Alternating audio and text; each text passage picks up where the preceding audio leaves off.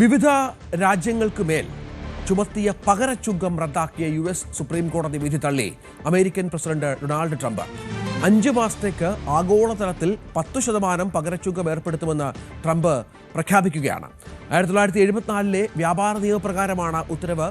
Supreme കോടതി വിധി നിരാശാജനകമെന്ന് വിശേഷിപ്പിച്ച ട്രംപ് ജഡ്ജിമാർക്കെതിരെ അതിരൂക്ഷ വിമർശനം ഉന്നയിച്ചു. അതായത് ജഡ്ജിമാർ രാജ്യദ്രോഹികളാണ്, രാജ്യത്തോട് സ്നേഹമില്ലാത്തവരാണ്, തനിക്ക് പരമാധികാരമുണ്ട് എന്നൊക്കെയാണ് ട്രംപ് പറയുന്നത്. അതായത് യഥാർത്ഥത്തിൽ അവിടെ വലിയ യുദ്ധം ജുഡീഷ്യറിയുമായി ട്രംപ് പ്രഖ്യാപിച്ച പശ്ചാത്തലമുണ്ട്. അനിത് സാധാരണമായ വിഷയങ്ങളിലൂടെയാണ് അമേരിക്ക കടന്നു പോകുന്നത്. ജനങ്ങൾക്ക് ആരോടാണ് ആഭിമുഖ്യം എന്നൊക്കെയുള്ളത് കാത്തിരുന്ന് കാണേണ്ടി വരും. ഏതായാലും വലിയ ഭൂരിപക്ഷത്തിൽ ജയിച്ച ഒരു നേതാവ് കൂടിയാണ് ട്രംപ്. ആ ട്രംപാണ് ഇപ്പോൾ ജുഡീഷ്യറിയോട് വീണ്ടും യുദ്ധം പ്രഖ്യാപിച്ചിരിക്കുന്നത്, ലോകരാജ്യങ്ങളോട് താരിഫ് യുദ്ധം പ്രഖ്യാപിച്ചിരിക്കുന്നത്. അങ്ങനെ എല്ലാ തരത്തിലും ട്രംപിന് വലിയ തോതിലുള്ള വെല്ലുവിളികൾ അവിടെ ഉയരുന്നു എന്നുള്ളതാണ്. വിനോദ് വിവരങ്ങളുമായി ചേരുകയാണ്. വിനോദ്, ഇന്നലെയാണ് സുപ്രീം കോടതിയുടെ, അവിടുത്തെ പരമോന്നത കോടതിയുടെ വിധി വരികയും ട്രംപിന് തിരിച്ചടി ഉണ്ടാവുകയും ചെയ്തതും മറ്റും. ഇപ്പോൾ അതിനെ ഗൗനിക്കുന്നില്ല ഒട്ടും. തൻ്റെ സ്ഥിരം സ്വഭാവം അങ്ങനെ തന്നെയാണ്, ഒരാളെയും ഗൗനിക്കാതെ തൻ്റെതായ തീരുമാനങ്ങളിൽ മുന്നോട്ട് പോകുന്ന ഒരു നേതാവ്. പക്ഷേ മറ്റുള്ളവരെ ഗൗനിക്കാത്തതുപോലെ അവിടുത്തെ സുപ്രീം കോടതിയെ കൈകാര്യം ചെയ്യാൻ പറ്റില്ലല്ലോ. നിയമപരമായ സംവിധാനങ്ങളിൽ ജനാധിപത്യപരമായ ഉള്ള രാജ്യത്ത് ഇങ്ങനെ ട്രംപ് പറഞ്ഞാൽ അതിൻ്റെ പ്രത്യാഘാതങ്ങൾ എന്തൊക്കെയായിരിക്കും? രഞ്ജിത്ത്, തീരുവ ഭീകരത കൊണ്ട് ലോകത്തെ ആകമാനം ഭയപ്പെടുത്തിയ ട്രംപിന് കനത്ത തിരിച്ചടിയാണ് കഴിഞ്ഞ ദിവസം US സുപ്രീം കോടതിയിൽ നിന്നുണ്ടായിരിക്കുന്നത്. കോടതിയുടെ ഏറ്റവും പ്രധാനപ്പെട്ട നിരീക്ഷണം, ഇത്തരം തീരുമാനമെടുക്കുമ്പോൾ, ഈ തീരുവ വർധന പോലുള്ള അധിക ചുങ്കം പോലുള്ള കാര്യങ്ങൾ എടുക്കുമ്പോൾ US കോൺഗ്രസിൻ്റെ അംഗീകാരം വാങ്ങേണ്ടതുണ്ട്. അത്തരത്തിലൊരു നടപടി പൂർത്തിയാക്കിയിട്ടില്ല. അതുകൊണ്ട് തന്നെ ഇത് നിയമവിരുദ്ധമാണ്.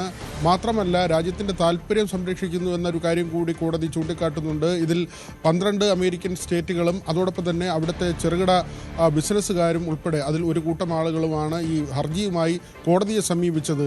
അവർ ഈ ഹർജികളിൽ ചൂണ്ടിക്കാട്ടിയത് ഇത് രാജ്യത്തിൻ്റെ സമ്പദ് വ്യവസ്ഥയെ ബാധിക്കും, അതോടൊപ്പം തന്നെ ഗുണനിലവാരമുള്ള വസ്തുക്കൾ എത്തിക്കൊണ്ടിരുന്നത് ഈ തീരുവ കാരണം അങ്ങനെ രാജ്യത്തേക്ക് എത്താതാകുന്നു. അമേരിക്കയുടെ ക്രമാനുഗതമായ വളർച്ച, പ്രത്യേകിച്ച് ജനങ്ങളുടെ നീഡ്സ്, അവരുടെ ആവശ്യങ്ങൾ നിറവേറ്റുന്നതിന്, ഫുൾഫിൽ ചെയ്യുന്നതിന് അനുഗുണമായ തരത്തിലല്ല ഈ തീരുവ വർധന എന്നതാണ് പ്രധാനമായും ചെറുകിട ബിസിനസ്സുകാർ ചൂണ്ടിക്കാട്ടിയത്. ഈ തീരുവ, ഇരട്ട ചുങ്കം, അതുപോലുള്ള ഏറ്റവും കടുത്ത നടപടികളിലേക്ക് അമേരിക്ക പോയപ്പോൾ തന്നെ അവിടെ നിന്നുള്ള സാമ്പത്തിക വിദഗ്ധരിൽ ഒരു വിഭാഗം ശക്തമായി ചൂണ്ടിക്കാണിച്ചൊരു കാര്യം തന്നെയാണിത്. അതായത് അവിടുത്തെ ഒരു മിഡിൽ ക്ലാസ്സിനെ ബാധിക്കുന്ന തരത്തിലേക്ക്, അവിടുത്തെ ചെറുകിട വ്യവസായികളെയൊക്കെ ബാധിക്കുന്ന തരത്തിലേക്ക് ഈ നടപടി മാറും എന്നത് അമേരിക്കയിലെ തന്നെ സാമ്പത്തിക വിദഗ്ധർ ചൂണ്ടിക്കാണിച്ചൊരു കാര്യമാണ്. അതെല്ലാം ശരിവെക്കുന്ന തരത്തിലാണ് ഇപ്പോൾ US സുപ്രീം കോടതിയുടെ വിധി വന്നിരിക്കുന്നത്. 9 ജഡ്ജിമാരിൽ 6 പേർ ഈ അധിക ചുങ്കത്തെ തള്ളിക്കൊണ്ടുള്ള വിധിയിൽ ഒപ്പുവെച്ചിരിക്കുന്നു. അവിടെയാണ് ട്രംപിന് ഹാലളാകുന്നത്. നമുക്കറിയാം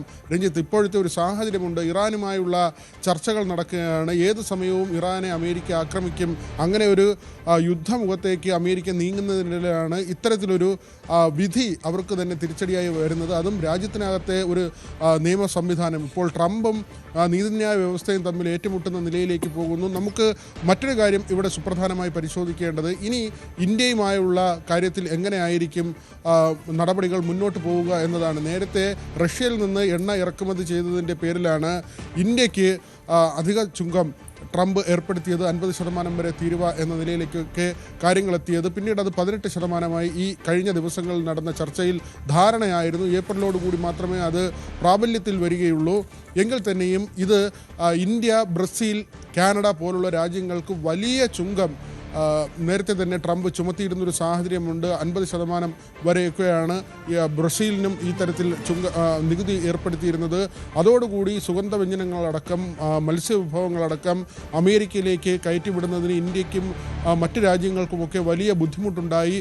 തുണിത്തരങ്ങളുടെ കാര്യത്തിലാകട്ടെ ഈ ബംഗ്ലാദേശിൽ നിന്ന് കൂടുതൽ കയറ്റുമതിക്കുള്ള സാഹചര്യം ഉണ്ടാവുകയും ചെയ്തു. കാരണം ഇന്ത്യക്ക് അധിക തീരുവ വന്നതോടുകൂടിയാണ്. പക്ഷേ ഇപ്പോഴത്തെ സാഹചര്യം വരുമ്പോൾ ഇന്ത്യയെ സംബന്ധിച്ച് 18% എന്നതിലേക്ക് ചർച്ചകൾ എത്തിയിരിക്കുന്നു. 2 ദിവസം കൂടി കഴിയും. 24-ന് ഇന്ത്യയിൽ നിന്നുള്ള പ്രതിനിധി സംഘം ഈ കരാറുമായി, പുതിയ വ്യവസ്ഥകളുമായി ബന്ധപ്പെട്ട ചർച്ചകൾക്ക് US പോകാനുള്ള തയ്യാറെടുപ്പിലായിരുന്നു.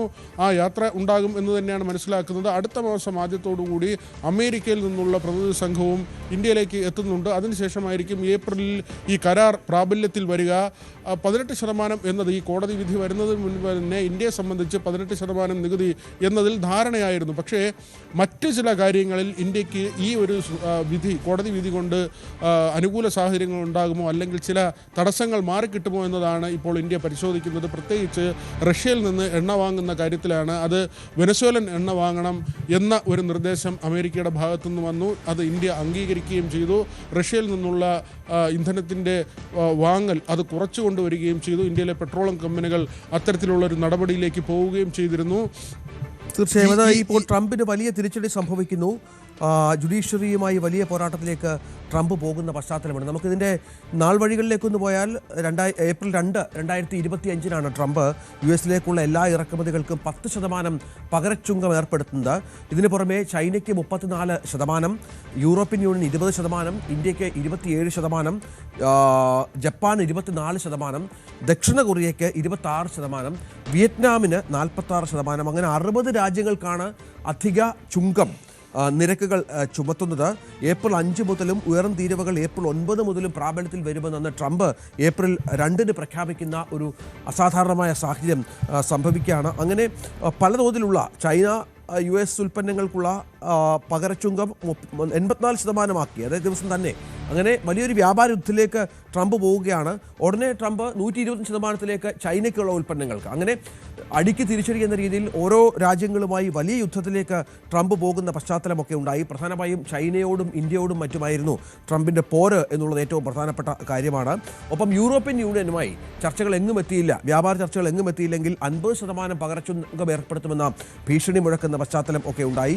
അങ്ങനെ വലിയ തോതിലുള്ള യുദ്ധത്തിലേക്ക്, വ്യാപാര യുദ്ധത്തിലേക്ക് ട്രംപ് പല രാജ്യങ്ങളുമായി പോകുന്ന പശ്ചാത്തലത്തിലാണ് ഇപ്പോൾ നാട്ടിനുള്ളിൽ നിന്ന് തന്നെ, അമേരിക്കയുള്ളിൽ നിന്ന് തന്നെ വലിയ തിരിച്ചടി സംഭവിച്ചിരിക്കുന്നത് എന്നത് പ്രധാനമാണ്. ഇത് വിനോദ്, ഈ വാദങ്ങൾ കോടതിക്ക് മുന്നിലെത്തിയപ്പോൾ നമുക്കറിയാം ഇതിന് മുൻപുള്ള ഭരണകൂടങ്ങളൊക്കെ ലോകരാജ്യങ്ങളുമായി രമ്യതയിൽ പോകാനും കാര്യങ്ങൾ മുന്നോട്ട് കൊണ്ടുപോകാനും ഒക്കെയുള്ള തരത്തിലായിരുന്നു മുന്നോട്ട് പോയത് നേരത്തെയുള്ള ഭരണകൂടങ്ങൾ. ഇവിടെ അമേരിക്കയ്ക്ക് വരുമാനം കൂടും, തങ്ങളുടെ GDP-യുമായി ബന്ധപ്പെട്ട വലിയ വ്യത്യാസമുണ്ടാകും എന്നൊക്കെയുള്ള രീതിയിലായിരുന്നല്ലോ കാര്യങ്ങൾ ട്രംപ് മുന്നോട്ട് കൊണ്ടുപോയിരുന്നത്. അതൊക്കെയായിരുന്നല്ലോ ട്രംപിൻ്റെ ന്യായവാദങ്ങൾ. ഒപ്പം അമേരിക്ക ഇറക്കുമതി ചെയ്യുന്ന പല ഉൽപ്പന്നങ്ങൾക്കും പല രാജ്യങ്ങളും, ഇന്ത്യ അടക്കമുള്ള രാജ്യങ്ങൾ വലിയ ചുങ്കം ചുമത്തുന്നു എന്നതും മറ്റുമായിരുന്നു വാദം. പക്ഷേ അതൊന്നും അംഗീകരിക്കാൻ തയ്യാറായില്ല. കോടതിയുടെ മുന്നിൽ ഉണ്ടായിരുന്നത് പ്രസിഡന്റിന് ഈ വിഷയവുമായി ബന്ധപ്പെട്ട അധികാരമുണ്ടോ എന്നുള്ളതാണ്. അതില്ല എന്ന് അസന്നിഗ്ധമായി കോടതി ചൂണ്ടിക്കാണിക്കുന്ന പശ്ചാത്തലമാണ്. വീണ്ടും 1977 മറ്റൊരു നിയമമെടുത്ത് ട്രംപ് വീണ്ടും കളിക്കുകയാണ്. സ്വാഭാവികമായും കൂടുതൽ നിയമയുദ്ധത്തിലേക്ക് ഇത് പോകുമെന്ന കാര്യത്തിൽ സംശയമില്ലല്ലോ. ഭരണഘടനാപരമായ ഒരു പ്രതിസന്ധിയിലേക്ക് മറ്റും ആ രാജ്യം പോകുമെന്ന കാര്യത്തിൽ സംശയമില്ലല്ലോ. രഞ്ജിത്ത്, നീതിന്യായ വ്യവസ്ഥയെ വെല്ലുവിളിച്ചുകൊണ്ട് തന്നെയാണ് ട്രംപ് മുന്നോട്ട് പോകുന്നത്. ഇപ്പോൾ 150 ദിവസത്തേക്കാണ് 10% അധിക ചുങ്കം എന്നത് ഏർപ്പെടുത്തിയിരിക്കുന്നത്. അത് ഈ വിധി വന്നതിന് തൊട്ട് പിന്നാലെയാണ് അതിനെ വെല്ലുവിളിച്ചുകൊണ്ട് ഈ 10% അധിക ചുങ്കം അത് എല്ലാ രാജ്യങ്ങൾക്ക് മേലും ചുമത്തിക്കൊണ്ടുള്ള ട്രംപിൻ്റെ നടപടി. അതായത് ഈ വിധി അംഗീകരിക്കുന്നില്ല. മാത്രമല്ല ട്രംപിൻ്റെ പരാമർശങ്ങൾ തന്നെ വളരെ ശ്രദ്ധേയമാണ്. രാജ്യസ്നേഹമില്ലാത്തവരാണ് ഈ വിധി പറഞ്ഞവർ, ഭരണഘടനയോട് കൂറില്ലാത്തവരാണ്, താനാണ് ഈ രാജ്യത്തെ പരമാധികാരി എന്ന തരത്തിൽ അമിത ദേശീയവാദം ഉയർത്തിക്കൊണ്ടുള്ള ട്രംപിൻ്റെ പ്രസ്താവന ഈ വിധിക്ക് പിന്നാലെ ഉണ്ടായി എന്നതും ശ്രദ്ധേയമാണ്. പക്ഷേ ഈ കോടതി നിരീക്ഷണത്തിൽ ഏറ്റവും പ്രധാനമായുള്ളത് നേരത്തെ തന്നെ അവിടെ അമേരിക്കയിലുള്ള ഒരു വിഭാഗം സാമ്പത്തിക വിദഗ്ധർ ചൂണ്ടിക്കാണിച്ചത് ജനങ്ങളുടെ ജീവിത നിലവാരത്തെ ബാധിക്കുന്ന തരത്തിലേക്ക് ഈ അധിക ചുങ്കം പോകും എന്നത് തന്നെയാണ്. സ്വാഭാവികമാണ്.